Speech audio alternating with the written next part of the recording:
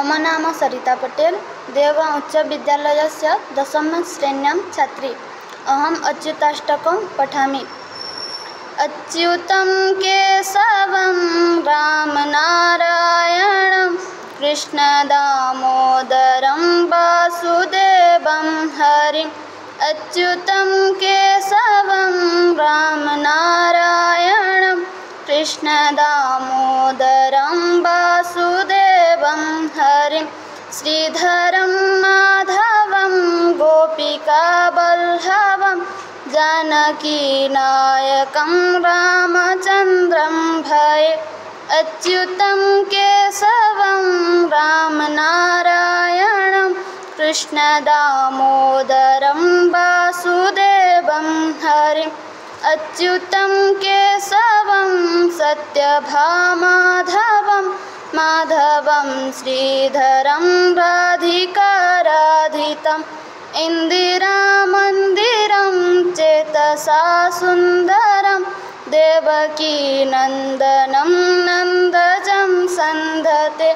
अच्युतं केशवं रामनारायणं कृष्णदामोदरं वासुदेवं हरिम्।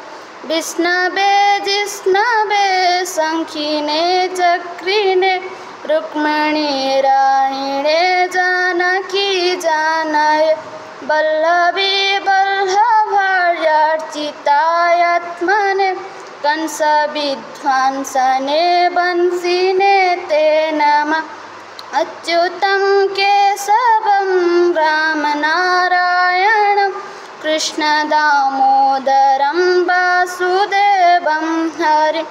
कृष्ण गोविन्द हे रामनारायणं श्रीपते वासुदेवायिते श्रीनिधे। अच्युतानन्त हे माधवाधोक्षाय द्वारकानायक द्रौपदी रक्षक। अच्युतं केशवं रामनारायणं कृष्णदामोदरं वासुदेवं हरि। राक्षसक्षोभित सीतया शोभित दण्डकारण्यभूकारण लक्ष्मणेन्वन्नितो वानरो सेवितो गस्त्या सम्पूर्णितो राघवमापूपम्। अच्युतं केशवं रामनारायणं कृष्णदामोदरं वासुदेवं हरिम्।